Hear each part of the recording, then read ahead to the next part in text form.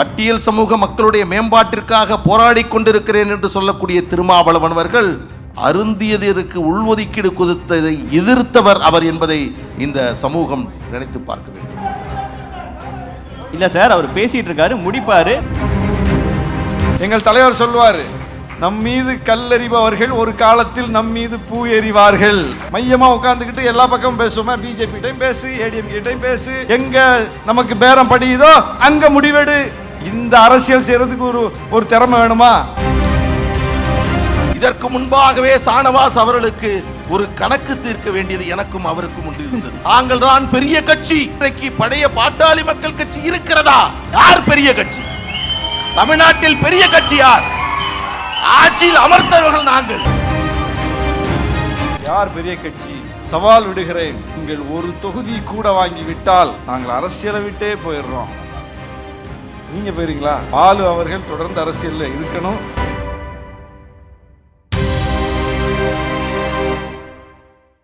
The Debates for the People. Title sponsor, Best Money Gold. Powered by CALS Believe in Better, Dr. Srivamas Wellness. உங்க தங்க நகைய வேற எங்கும் கிடைக்காத அதிக விலைக்கு விற்பனை செய்ய பெஸ்ட் மணி கோல்டுக்கு வாங்க. உங்கள் வளர்ச்சி எங்கள் மகிழ்ச்சி.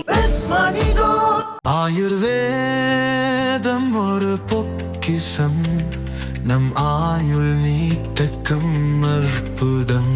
Doctor Srivarma's. CALS Renewable Energy. Believe in Better.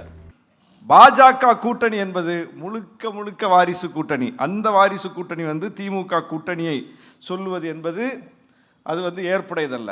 ஊழலை பற்றி ஏற்கனவே பேசிட்டாங்க, யார் யாருக்கு மேலே என்னென்ன கேஸ் இருக்குன்னு. ஏற்கனவே 10 ஆண்டுகளுக்கு முன்பே அன்புமணி எங்கள் கூட்டணியில் தானே இருந்தார். இப்போ வர்றதை எப்படி நீங்கள் மிரட்டி செஞ்சிட்டோன்னு சொல்கிறீங்க? 10 வருஷத்துக்கு முன்னாடியே இருந்தார் இல்லையா? 10 வருஷத்துக்கு முன்னாடியே இருந்தார். கேஸ் எப்பத்துலேருந்தே இருக்குது, அதை பாருங்க. வழக்கு எப்பத்துலேருந்து இருக்கு? வழக்கு 2004 இருந்து இருக்கு. 20 ஆண்டுகளாக இருக்கு. ஒரு வழக்குன்னா விசாரணை நடக்கணும், நல்லதோ கெட்டதோ தீர்ப்பு வரணும்லாங்க, அதான வழக்கு. 2G வழக்கு பற்றி பேசினாங்க, விசாரணை நடந்ததில்ல. காங்கிரஸ் ஆட்சி காலத்தில் பிஜேபி குற்றம் சாட்டியது. காங்கிரஸ் பிஜேபி குற்றம் சாட்டுது, அதனால நான் விசாரிக்க மாட்டேன்னு சொல்லிச்சா? விசாரித்தது. விசாரித்ததில் விசாரணையின் அடிப்படையில் கைதுகள் நடந்தது. நீதிமன்றத்தில் போய் வாதாடி போராடித்தான் அவர்கள் வெளியே வந்தார்களே தவிர பாஜகவின் காலில் விழுந்து சரணாகதி ஆகவில்லை. தீர்ப்பு வந்து விட்டது, விடுதலை ஆகிவிட்டார்கள். அன்புமணி கேஸில் தீர்ப்பு வந்துருச்சா? ஏன் வரல? ஏன் வரல? ஏன் வரல? 2G வழக்கில் தீர்ப்பு வந்துருச்சு, ஆனால் அன்புமணி வழக்கில் தீர்ப்பு வரவில்லை. ஏன் வரலன்னா, அன்புமணி வேறு எந்த முடிவும் அரசியலில் எடுத்து விட முடியாத அளவுக்கு அந்த வழக்கை அப்படியே வச்சுப்பாங்க. பாஜகவுக்கு எப்போதெல்லாம் அன்புமணி தேவைப்படுகிறார்களோ அப்போதெல்லாம் அதை காட்டித்தான் அந்த பணியை வைக்கும் முயற்சியை செய்வார்கள். எல்லா தலைவர்களையும் அப்படித்தான் அவங்க கையாண்டிருக்காங்க. அதனால நீங்க இந்த 10 ஆண்டு காலத்தில் பாஜக எதிர்நிலைப்பாட்டை தேர்தல் அரசியலில் எப்போதாவது அவங்க எடுக்க முடியுதா? எடுக்க முடியாது. ஏன் எடுக்க முடியாது? அதுதான் உண்மை. பொருந்தாத கூட்டணி நண்பர் சானவாஸ் சொன்னார். அவருக்கு கொஞ்சம் ஞாபகப்படுத்த விரும்புகிறேன். ஈழத் தமிழர்களை கொன்று குவித்த காங்கிரஸ் பேர் இயக்கத்தோடு ஒரு நாளும் ஒட்டுமில்லை, உறவுமில்லை என்று சொன்னவர் யார்? உங்கள் தலைவர் தானே. யாரோடு அமர்ந்திருக்கிறீர்கள்? மக்கள் நல கூட்டணியை உருவாக்கிய போது நீங்கள் சொன்ன வாசகத்தை இன்றைக்கு சொல்லுகிறேன். அடுத்த ரவுண்டு சானவாஸ் வருவார், பதில் சொல்லிட்டு தான் போகணும். திமுகவும் அண்ணா திமுகவும் கட்டுவிரியனும் கண்ணாடி விரியனும் என்று சொன்னார். யார் கட்டுவிரியன் யார் கண்ணாடி விரியன் என்று திருமாவளவன் சொல்லவில்லை. நான் இன்றைக்கு சானவாஸ் அவர்களை பார்த்து கேட்கிறேன், திமுக கட்டு விரியனா கண்ணாடி விரியனா சொல்லிட்டு போயிடணும். நான் கேட்கிறேன். அதிமுக பத்தி உங்க முதல் கேள்வியை முடிச்சிடலாம், அடுத்து வாங்க. இன்னொன்று, நாங்கள் தான் பெரிய கட்சி. இன்றைக்கு பழைய பாட்டாளி மக்கள் கட்சி இருக்கிறதா? நண்பர் சானவாஸ் கேட்டார். ஒன்றை கேட்கிறேன், இந்த தேர்தலில் அனைத்து இந்திய அண்ணா திராவிட முன்னேற்ற கழக கூட்டணியில் நாங்கள் வாங்கக்கூடிய இடத்தில் பாதியை விட ஒரு இடம் கூடுதலாக வேண்டாம். நாங்கள் வாங்கக்கூடிய எண்ணிக்கையில் பாதி இடத்தை நீங்கள் வாங்குங்கள். இந்த அரசியலை விட்டே நான் விலகுகிறேன். யார் பெரிய கட்சி? தமிழ்நாட்டில் பெரிய கட்சி யார்? ஆட்சியில் அமர்த்தவர்கள் நாங்கள். போதிய இடமில்லாமல் ஆட்சி அமைக்கக்கூடிய நிலையில் இல்லாத திராவிட முன்னேற்ற கழகத்திற்கு 5 வருடம் ஆதரவு கொடுத்து திமுகவை ஆட்சியில் அமர்த்திய கட்சி பாட்டாளி மக்கள் கட்சி. யாரை பார்த்து பெரிய கட்சி சிறிய கட்சி? நான் கேட்கிறேன். இந்த நாங்கள் வாங்கக்கூடிய இடத்தில் பாதியை வாங்கவில்லை என்று சொன்னால் அரசியலை விட்டு விலகுகிறேன் என்று நான் சொல்லுகிறேன். தன்மானம் உள்ளவர் சானவாஸ் அவர்கள். பாதியை விட குறைவாக வந்தால் நான் சட்டமன்ற தேர்தலில் போட்டியிட மாட்டேன் என்று சானவாஸ் அறிவிக்க தயாரா? நான் கேட்கிறேன். நீங்களே யாரை பார்த்து கேட்கிறீர்கள்? யாரை பார்த்து இந்த கேள்வி கேட்கிறீர்கள்? ஒன்றை சொல்லுகிறேன், தமிழ்நாட்டில் இன்றைக்கு திராவிட முன்னேற்ற கழகத்தை அழைப்பதற்கு, அந்த இயக்கத்தை ஆட்சியிலிருந்து இறக்குவதற்கான சபதத்தை நாங்கள் ஏற்றிருக்கிறோம், நடத்தி காட்டுவோம். சமூக நீதி இயக்கம் என்று சொன்ன திராவிட முன்னேற்ற கழகம் 5 ஆண்டுகளில் திமுக சமூக நீதிக்காக செய்தது என்ன? சானவாஸ் சொல்லட்டும். நான் சொல்லுவேன், இதற்கு முன்பாகவே சானவாஸ் அவர்களுக்கு ஒரு கணக்கு தீர்க்க வேண்டியது எனக்கும் அவருக்கும் ஒன்று இருந்தது. இது போன்று ஒரு தொலைக்காட்சிக்கு சென்றேன். நான் பேசி இருங்க, முடிச்சறேன். என் நண்பர் தான், ஒன்னும் தப்பா எடுத்துக்காதீங்க. தொலைக்காட்சி விவாதத்திற்கு சென்றேன். திமுகவிற்கும் அதிமுகவிற்கும் என்று ஒரு விவாதம். நான் திராவிட முன்னேற்ற கழகத்தினுடைய ஆட்சியினுடைய அவலங்களை அடுக்கி வைத்தேன். ஒரு வார்த்தை கூட எனது அன்பு சகோதரர் சானவாஸ் அவர்களை பற்றியோ விடுதலை சிறுத்தை பற்றியோ ஒரு வார்த்தை கூட நான் பேசவில்லை. பேசுவதற்கு நிறைய இருக்கிறது. ஆனால் அவர் எனக்கு பிறகு பேச வந்தவர் முழுக்க முழுக்க பாட்டாளி மக்கள் கட்சியை மட்டுமே பேசிவிட்டு, என்னை பற்றி மட்டுமே பேசிவிட்டு, அதை எடுத்து சமூக வலைதளங்களில் போட்டு சானவாஸ் தமிழகத்தினுடைய ஹீரோவாகவே மாறிவிட்டார். ஒன்று தெரியுமா? அதில் திமுகவிற்காக வக்காலத்து வாங்குறதுக்கு ஒருத்தருக்கு வந்தார். வெளு என்று வெளுத்தேன்.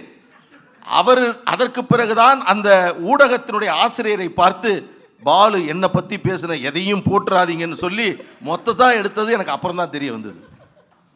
இதையெல்லாம் வரலாறு நிறைய இருக்கக்கூடிய நண்பர்கள் தம்பிகள் எல்லாம் நம்ம ஒன்றா தான் இருந்திருக்கோம். யாருக்குள்ளும் மன வருத்தம் வேற்றுப்பாடு என்பது இல்லை. நான் இந்த நேரத்தில் பார்த்து உங்களை அன்போடு கேட்டுக்கொள்கிறேன். தேசிய ஜனநாயக கூட்டணியா அதிமுக கூட்டணியா, கூட்டணியில் பங்கா இல்லையா? எங்களுக்கு பங்கு வாங்கி தர்றதுக்கு எவ்வளவு கஷ்டப்படுறீங்க நீங்க. நாங்கள் உங்கள்கிட்ட கேட்டோமா கொஞ்சம் பார்த்து வாங்கி கொடுங்கன்னு. ஒரு 15 வருஷமாக விவாதங்களில் பேசிக்கிட்டு இருக்கேன். அந்தந்த விவாதம் முடியும் போதே அந்த விவாதத்தோடு நம்ம அடுத்த வேலைக்கு போயிடுறோம். ஆனால் ஒரு விவாதத்தை இன்னும் நினைவில் வச்சு நம்மெல்லாம் ப்ரிப்பேர் பண்ணுறது இல்லை, நம்ம பேசுறது மக்கள் எடுத்து கண்டென்ட் பண்ணுறாங்க. நீங்கள் ரீல்ஸ் போட்டு ஹீரோ ஆயிட்டீங்க. அது இன்னும் மிகப்பெரிய தாக்கத்தை ஏற்படுத்தி இருக்கிறது அப்படிங்கிறத இந்த விவாதத்தில் நான் புரிஞ்சுக்கிட்டேன். ஈழப்படுகொலை நடந்து கொண்டிருந்த நேரத்தில் காங்கிரஸோடு சேர்ந்து பதவியை அலங்கரித்தவர்கள் யார் தெரியுமா அப்படின்னு ஒன்று கேட்டார். பக்கத்தில் பாலுட்ட கேளுங்க, சொல்லுவார் கரெக்டாக. அவர் கேட்டார், காங்கிரஸை ஒழிப்போம் என்று சொல்லிவிட்டு காங்கிரஸோடு அணி சேர்ந்திருக்கிறீர்களே. ஆமாம், நாங்கள் ஈழத்தில் போய் தேர்தலில் நிற்க போகிறது இல்லையா, நாங்கள் இந்தியாவில நிற்கிறோம். ஈழ பிரச்சனையில் அந்த மக்களுக்கு தார்மீக ரீதியில் இங்கிருந்து போராடுகிறோம். இன்றும் அதில் உறுதியாக நிற்கிறோம், புலிகளோடு நிற்கிறோம். மேதக பிரபாகரன் அவர்களை நாங்கள் தூக்கி பிடித்து தமிழ்நாடெங்கும் கொண்டு சேர்த்திருக்கிறோம். அதில் எங்களுக்கு எந்த மாற்று கருத்தும் இல்லை. காங்கிரஸுக்கு அது அவங்க கருத்து, பிஜேபிக்கு அந்த கருத்து தான். அப்படி பார்த்தா நீங்கள் பிஜேபியோட இருக்க முடியாது. பிஜேபி என்ன விடுதலை புலிகள் இயக்கத்தை ஆதரிக்கிற இயக்கமா? பிரபாகரன் அவர்களை ஆதரிக்கிற இயக்கமா? காங்கிரஸ் கருத்து இன்னைக்கு என்ன சொன்னாரோ அதே கருத்தா பிஜேபி தலைவர்களின் கருத்தும். இந்திய தேர்தலை நாங்கள் எதிர்கொள்வதற்கு இந்தியாவில் இருக்கக்கூடிய ஒரு ஜனநாயக கட்சியோட தான் நாங்கள் அணி சேர முடியும். ஈழ பிரச்சனையை வச்சுக்கிட்டு நாங்கள் ஈழத்தில் போய் அணி சேர முடியும்? இந்தியாவில் எங்களுக்கு பிஜேபியா காங்கிரஸா? யாரோட சேர்றது? காங்கிரஸ் ஒருபோதும் சேரி மக்களின் குடிசைகளை கொளுத்தாது. காங்கிரஸ் ஒருபோதும் ஆணவ கொலைகளை ஆதரிக்காது. காங்கிரஸ் ஒருபோதும் பாமக செய்கிறது போல சோசியல் இன்ஜினியரிங் செய்யாது. தலித் அல்லாதோர் கூட்டமைப்பு நடத்தாது. 80 விழுக்காடா 20 விழுக்காடா போட்டு பார்த்துடலாமா வான் கூப்பிடாது.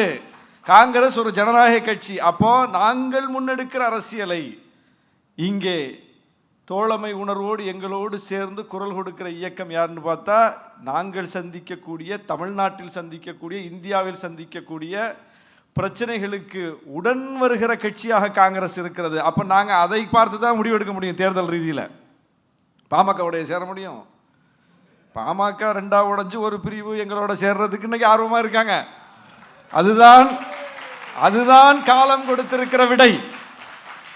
எங்கள் தலைவர் சொல்வார், நம் மீது கல்லெறிபவர்கள் ஒரு காலத்தில் நம் மீது பூ எறிவார்கள் அப்படின்னு சொல்லுவார். இன்னைக்கு அது நடந்துகிட்டு இருக்கு. எந்த மருத்துவர் ஐயா அவர்கள் எங்கள் தலைவரை தனிமைப்படுத்த வேண்டும் என்று அரசியல் ரீதியில் அன்றைக்கு 10 ஆண்டுகளுக்கு முன்பு ஒரு இயக்கத்தை கட்டினாரோ, இன்றைக்கு அதே மருத்துவர் ஐயா அவர்களை சார்ந்தவர்கள்லாம் எங்களுக்கும் திருமாவளவனுக்கும் எந்த பிரச்சனையும் இல்லையே என்று சொல்லும் நிலை வந்திருக்கிறது. நாங்கள் நாங்கள் பெரிய வளர்ந்துட்டோம், அவங்க உடைஞ்சிட்டாங்கிற அந்த ஒரு பார்வையில் பார்க்கல. எங்கள் தலைவர் சொன்னார், அந்த கட்சி ஒருங்கிணையணும், சேரணும்னு தான் சொன்னார். தந்தையும் மகனும் தமக்குள்ள பிரச்சனையை பேசி தீர்த்து அந்த கட்சி ஒரு முழுமையான கட்சியாக வடிவம் பெறணும் என்று தான் எங்கள் தலைவர் சொன்னார். நாங்கள் உங்கள் பிளவில் மகிழ்ச்சி அடையவில்லை. அது எங்களுக்கு அவசியமும் இல்லை. அதில் பாலு ரொம்ப கேள்விகளை காரமாக கேட்டார். யார் பெரிய கட்சி? சவால் விடுகிறேன், நாங்கள் வாங்குகிற தொகுதிகளை விட நீங்கள் ஒரு தொகுதி கூட வாங்கிவிட்டால் நாங்கள் அரசியலை விட்டே போயிடுறோம். நீங்க போயிருங்களா? நாங்கள் இல்லை, நான். பாலு அவர்கள் தொடர்ந்து அரசியலில் இருக்கணும். இதுக்காகலாம் கோச்சிக்கிட்டு நீங்க போக வேண்டியதில்லை. ஆனா என்ன பிரச்சனைனா, 2021 தேர்தலில் அதிமுக கூட்டணியில் 23 தொகுதிகளை பாமக பெற்றது, 5 தொகுதிகளை வென்றது. திமுக கூட்டணியில் 6 தொகுதிகளை விசிக பெற்றது, 4 தொகுதிகளை வென்றது. 2024 தேர்தலில் பாஜக கூட்டணியில் 10 தொகுதிகளை பாமக பெற்றது, திமுக கூட்டணியில் 2 தொகுதிகளை விசிக பெற்றது. பாமக 10 தொகுதியிலும் தோல்வி அடைந்தது, விசிக வாங்கிய 2லும் வெற்றி பெற்றது. யார் சார் பெரிய கட்சி? சரி, அவங்க 23ல போட்டியிட்டு 5ல் ஜெயிச்சாங்க, 5 எம்எல்ஏக்கள். நாங்கள் 6ல் போட்டியிட்டு 4 ஜெயிச்சோம், 4 எம்எல்ஏக்கள். 4 எம்எல்ஏக்களும் அதே ஒத்த கருத்துடன் எங்கள் தலைவரின் கரத்தை பற்றி நிற்கிறோம். நீங்க 5 எத்தனை பேரா நிக்கிறீங்க சொல்லுங்க?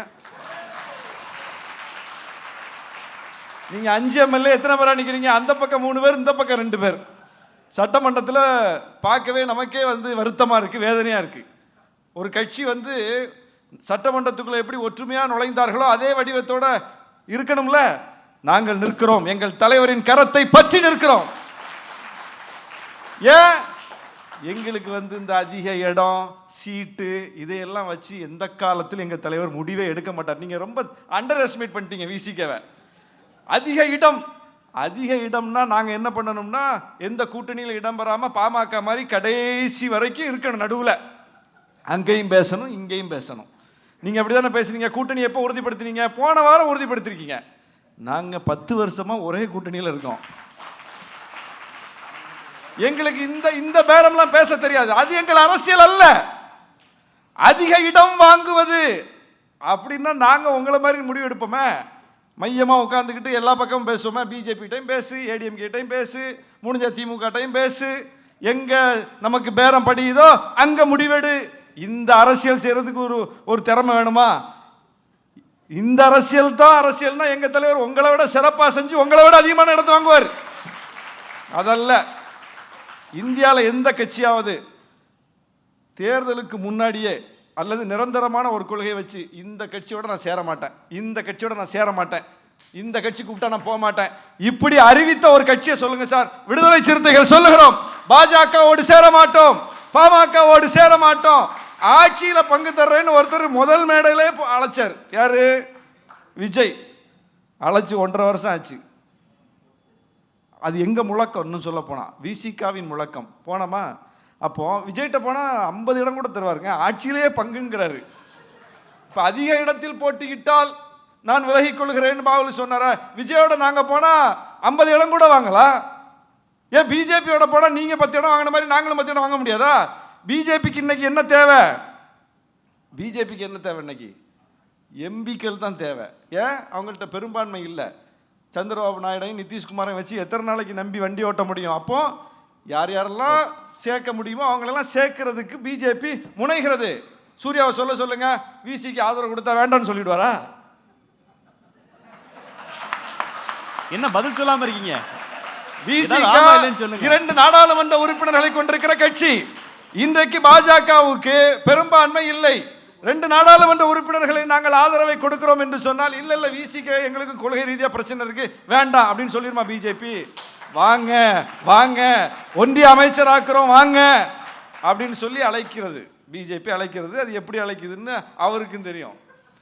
அப்போ நாங்கள் நிராகரிக்கிறோம். எங்களுக்கு இந்த இடம், இந்த பதவி, கொள்கை முக்கியம், கொள்கை முக்கியம். உங்களுக்கு பர்சனலா ஒரு சவால் சொன்னாரு, பாதிலையும் பாதி அதை விட கம்மியா வாங்கிட்டா ஷானவாஸ் எம்எல்ஏவாவது போட்டியிடாம இருப்பாரா, அந்த சவால் விடுறேன்னு சொன்னாரு. அதான் நாங்க சொல்றேங்க, இந்த இடத்தை வச்சே நாங்க முடிவு பண்றது இல்லையா எங்க அரசியல. இடம் நிறைய வாங்க மாட்டீங்க, இப்பயே சொல்லிட்டீங்க. எங்களுடைய இடத்தை நாங்கள் வாங்குவோம், வாங்குற இடத்தில் வெற்றி பெறுவோம், அதுதான் முக்கியமானது. அதைத்தான் நான் சொல்லிட்டு இருக்கேன். இடங்கள் எத்தனை வாங்குகிறோம் என்பது முக்கியம் இல்ல, அந்த இடத்தை யாரிடம் வாங்குகிறோம் என்பது முக்கியம். அந்த இடத்தில் எத்தனை வெற்றி பெறுகிறோம் என்பது முக்கியம்.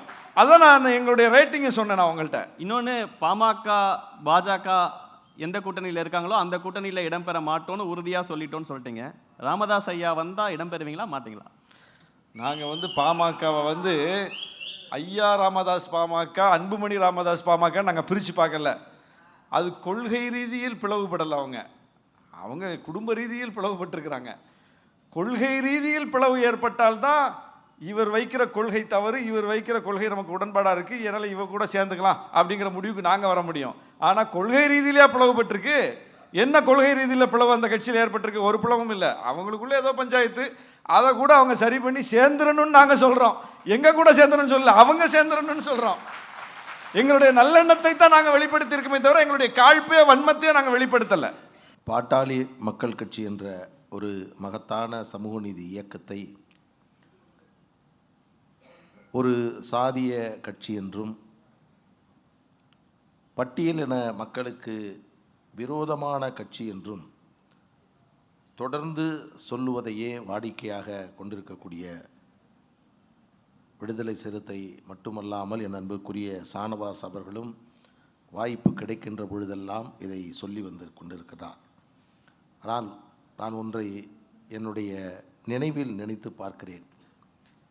இந்த அரங்கம் என்பது பாட்டாளி மக்கள் கட்சி மத்தியில் ஆட்சியில் இடம்பெற்ற போது அன்புமணி ராமதாஸ் அவர்கள் மத்திய சுகாதாரத்துறை அமைச்சராக இருந்தபோது பட்டியலின மக்களுக்கு, எஸ்சி எஸ்டி பிரிவினருக்கு மருத்துவ உயர் கல்வியில் ஏறக்குறைய 50 ஆண்டுகளுக்கு மேலாக வழங்கப்படாத இடஒதுக்கீட்டை கொடுத்தவர் மருத்துவர் அன்புமணி ராமதாஸ் என்று சொல்லி இதே அரங்கத்தில் இதே இடத்தில் மரியாதைக்குரிய திருமாவளவன் அவர்களும் தேசிய தலைவர் பூட்டா சிங் அவர்களும் இணைந்து மருத்துவர் அன்புமணி ராமதாஸ் அவர்களுக்கு பாராட்டு விழா நடத்திய பெருமைக்குரிய அரங்கம் இது என்பதை ஷானவாஸ் அவர்களுக்கு நினைவுபடுத்த ஆசைப்படுகின்றேன்.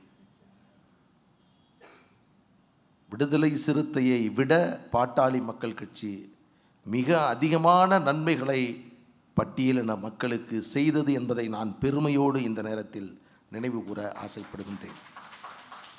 அருமை சகோதரர்களே, திராவிட முன்னேற்றக் கழகத்தில் அமைச்சர்களாக இருந்தவர்கள் பட்டியலின சமூகத்தில் CV கணேசன், மதிவேந்தன், கயல்விழி செல்வராஜ், இவர்கள் மூவரும் பட்டியலின சமூகத்தை சார்ந்தவர்கள். இவர்களுடைய அந்த வரிசை பட்டியலில் 31வது இடம், 33வது இடம், 34வது இடத்தை திமுக ஒதுக்கியது. மரியாதைக்குரிய மருத்துவர் அன்புமணி ராமதாஸ் அவர்கள் கேள்வி எழுப்பினார். பட்டியலின மக்களுடைய சட்டமன்ற உறுப்பினர்களுடைய எண்ணிக்கை 21, வன்னியர் சமூக மக்களுடைய சட்டமன்ற உறுப்பினர்களுடைய எண்ணிக்கை 23. 21 இடங்களை இருக்கக்கூடிய பட்டியலின மக்களுக்கு குறைந்தது 5 அமைச்சராவது கொடுத்திருக்க வேண்டும். ஆனால் நீங்கள் கொடுத்திருப்பது வெறும் 3, அதுவும் கடைசி வரிசையில் அதை கொடுக்கிறீர்கள் என்று சொன்னதற்கு பிறகுதான் அருமை சகோதரர்களே, மருத்துவர் அன்புமணி ராமதாஸ் அவர்கள் சொன்னதற்கு பிறகுதான் என்னுடைய சட்டக்கல்லூரி நண்பர் கோவி செழியன் அவர்களுக்கு திராவிட முன்னேற்ற கழகம் அமைச்சர் பதவியை கொடுத்தது என்பதை நீங்கள் மறந்துவிடக்கூடாது. அதிலும் முக்கியமாக இங்கு இருக்கக்கூடிய ஆதி திராவிட நலத்துறையை ஒதுக்கக்கூடிய திமுக முதல் முறையாக உயர்கல்வி துறையை கோவி செழியனுக்கு கொடுப்பதற்கு காரணமாக இருந்த இயக்கம் பாட்டாளி மக்கள் கட்சி என்பதை நீங்கள் மறந்துவிடக்கூடாது. இசைவேளாளர் சமூகத்தில் 2 அமைச்சர்கள், 2 சட்டமன்ற உறுப்பினர்கள், மு.க. ஸ்டாலின் அவர்களும் உதயநிதி அவர்களும், ஒருவர் முதலமைச்சர், ஒருவர் துணை முதலமைச்சர். இதுதான் தமிழ்நாட்டில் இருக்கக்கூடிய நிலைமை. நான் மீண்டும் இதை நினைவுபடுத்த விரும்புகின்றேன். பாட்டாளி மக்கள் கட்சி அரசியல் இயக்கத்தை தொடங்கியதற்கு பிறகு பட்டியலின மக்களுக்கு நாங்கள் செய்திருக்கக்கூடிய நன்மைகளை மனதார நீங்கள் நினைத்து பார்க்க வேண்டும். உயர்கல்வியில் இடஒதுக்கீட்டை பெற்றுத்தந்தது பாட்டாளி மக்கள் கட்சி. அருந்ததியருக்கு உள்ஒதுக்கீடை பெற்றுத்தந்தது பாட்டாளி மக்கள் கட்சி. பொது இடங்களில் அதிகமான அம்பேத்கர் சிலைகளை அமைத்தது தமிழ்நாட்டில் பாட்டாளி மக்கள் கட்சி. எங்கள் கட்சியினுடைய நிரந்தரமாக பொதுச் செயலாளர் தாழ்த்தப்பட்ட சமுதாயத்தை சார்ந்தவர்கள் இருந்து கொண்டிருக்கிறார்கள். எல்லாத்தையும் பண்ணவர். இன்னொன்று முடிச்சிடறேன், தயவுசெய்து முடிச்சிடறேன். இது முக்கியமான அரங்கம். இன்னொன்றை முக்கியமாக சொல்கிறேன். திமுகவிற்கே வழிகாட்டியவர்கள் பாட்டாளி மக்கள் கட்சி. நிறைய விசிக நண்பர்கள் வந்திருக்கிறார்கள், தெரிந்து கொள்ள வேண்டும். திமுக ஆரம்பித்தது எப்பொழுது என்றால் 1949. அவர்கள் மத்தியில் ஒரு தாழ்த்தப்பட்ட சமூகத்தினரை மத்திய அமைச்சராக்கியது எப்பொழுது என்றால், பாட்டாளி மக்கள் கட்சி மத்திய அமைச்சராக ஒரு தாழ்த்தப்பட்டவரை அமர்த்தியதற்கு பிறகுதான் திராவிட முன்னேற்ற கழகமே அமைத்தது.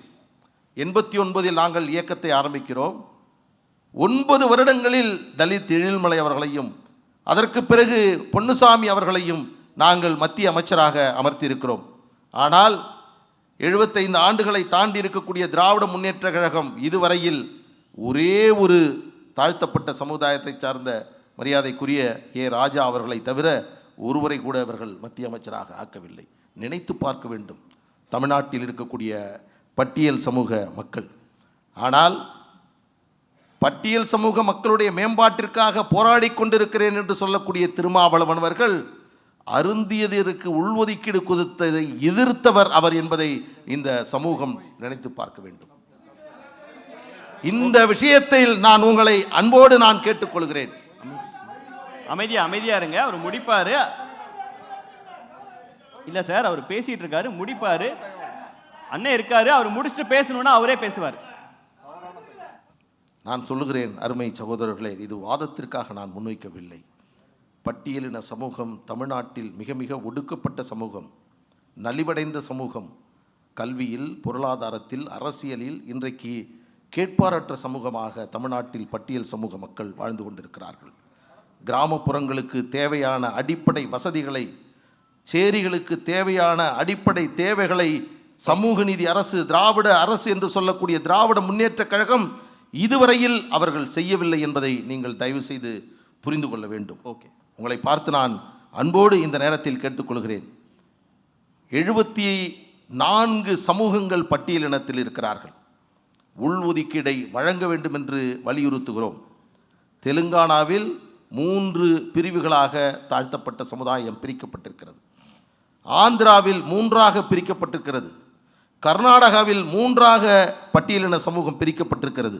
அதோடு மட்டுமல்ல, தெலுங்கானாவிலும் கர்நாடகாவிலும் பட்டியலின சமூகத்தினுடைய சதவீதத்தை உயர்த்தியிருக்கிறது அந்த அரசு. இன்றைக்கு விடுதலை சிறுத்தையோடு இணைந்திருக்கக்கூடிய திராவிட முன்னேற்ற கழகம் இங்கே இருக்கக்கூடிய பட்டியல் சமூக மக்களுக்கு இதை செய்திருக்கிறதா என்பதை உங்களுடைய மனசாட்சிக்கு நான் விடுகிறேன். தேவையா இல்லையா?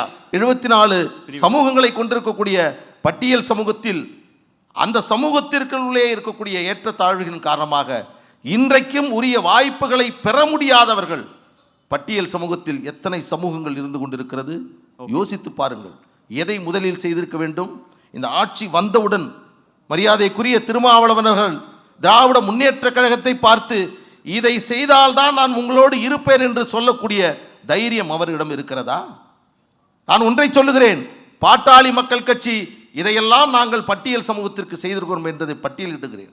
ஆனால் இந்த விவாதத்தை வேண்டாம், நமது சானவாஸ் அவர்கள் அடுத்த விவாதத்தில் சொல்லட்டும். விடுதலை சிறுத்தை இல்ல இதுலயே ஒரு நிமிஷம் இது ஒரு சினிமா மாதிரி தான் சார். சும்மா இருங்க சார், படம் முடிகிறப்ப தொடர்ந்து போடுவாங்கல்ல, அப்படிதான். ஒரு நிமிஷம் பேச. விடுதலை சிறுத்தை இயக்கம் தமிழ்நாட்டில் தொடங்கப்பட்டதற்கு பிறகு நான் மீண்டும் வலியுறுத்தி சொல்கிறேன், ஆக்கப்பூர்வமான பணிகளை விடுதலை சிறுத்தை இயக்கம் பட்டியலின சமூகத்திற்கு இதை நாங்கள் செய்திருக்கிறோம் என்று உங்களால் சொல்ல முடியுமா? உணர்ச்சி அரசியலையும் எழுச்சி அரசியலையும் இங்கே இருக்கக்கூடிய பரபரப்பு அரசியலையும் தூக்கி எறிந்துவிட்டு பட்டியலின சமூகத்திற்கான மேம்பாட்டு அரசியலை விடுதலை சிறுத்தை பேச வேண்டும் என்று நான் அன்போடு இந்த நேரத்தில் உங்களை பார்த்து நான் சவாலுக்கு ஒரு பதில் சொன்னாரு. சவால் சீட்டு முக்கியம் இல்ல, நம்பர் உள்ள. அப்புறம் இன்னொன்னு சொன்னாரு நண்பர், என்ன சொன்னாருன்னா, இல்ல பாலுலாம் அரசியல் விட்டு போக கூடாதுன்னு சொன்னார். ஏன்னா அடிக்கடி என்ற சண்டை போறதுக்கு ஒரு ஆள் வேணும் அவருக்கு, அதனால என்ன சொல்றாரு. சரி, அதை விட்டுறேன். எனக்கு பதில் கூட சானவாசு சொல்ல வேண்டாம், நான் அதுக்காக அவர் நிற்கக்கூடாதுன்னு சொல்ல மாட்டேன். ஆனால் என் அன்பு சகோதரர் சானவாசு அவர்களை வைத்து கொண்டே காங்கிரஸ் இயக்கத்திலிருந்து வந்திருக்கக்கூடிய புகாரி விடுதலை சிறுத்தை அதாவது இருக்கக்கூடிய நமது எல்டிடியையும் அங்க இருக்கக்கூடிய ஈழ போராட்டத்தையும் பிரித்து அவர் பேசியதற்கு பதில் சொல்லாமல் அமர்ந்திருப்பதை பார்க்கின்ற பொழுதே எனக்கு உள்ளபடியே வருத்தம். ஏனென்றால் 2009 நடைபெற்ற அந்த ஈழ போராட்டத்தின் போது திருமாவளவனோடு இணைந்து அந்த போராட்டத்தை பல இடத்தில் நடத்தியவர்கள் பாட்டாளி மக்கள் கட்சியினர். இவர் சொல்லுகிறார் பிரபாகரனுடைய படங்களை நாங்கள் தான் தமிழகத்திற்கு எடுத்துச் சொன்னோம் என்று. 7 ஆண்டு அல்ல 70 ஆண்டு என்றாலும் நாங்கள் விடுதலை புலிகளை ஆதரிப்போம் என்று சொன்ன இயக்கம் பாட்டாளி மக்கள் கட்சி. இன்றைக்கு ஒன்றை பாருங்கள், எங்கள் ஐயா மீது பரிதாபப்பட்டு சொல்லுகிறார், குடிசையை கொளுத்தினவர் என்னென்னமோ சொன்ன. இன்றைக்கு இவர் சொல்றார் கட்சிகளை உடைப்பது பாரதிய ஜனதா கட்சி என்று சொல்லுகிறார். ஆனால் பாட்டாளி மக்கள் கட்சியை உடைத்தது திராவிட முன்னேற்ற கழகம். அவர்கள் விரித்த வலையில் எங்கள் மருத்துவர் ஐயா அவர்களை சில பேர் உழவைத்திருக்கிறார். அடிப்படையில் என்ன சொல்றேன், முடிச்சிடறேன் இதோட. நாங்கள் என்றைக்கும் எங்கள் ஐயா அவர்கள் வகுத்து கொடுத்த பாதையில் தான் மருத்துவர் அன்புமணி ராமதாஸ் அவர்களுடைய அரசியல் பயணம் தொடர்ந்து கொண்டிருக்கிறது. இந்த தேர்தலில் நாங்கள் அமைத்திருக்கக்கூடிய கூட்டணி என்பது எங்கள் மருத்துவர் ஐயா அவருடைய விருப்பத்தின் அடிப்படையில் உருவாக்கப்பட்ட கூட்டணி. அவருடைய விருப்பம் அதிமுகவோடு சேர வேண்டும் என்பது. அந்த விருப்பத்தை அன்புமணி ராமதாஸ் அவர்கள் நிறைவேற்றியிருக்கிறார்கள். தமிழ்நாட்டில் அடுத்து அனைத்திந்திய அண்ணா திராவிட முன்னேற்ற கழகத்தினுடைய ஆட்சி வரும். கேள்வியை கேட்டீர்கள், முடிக்கின்றேன்.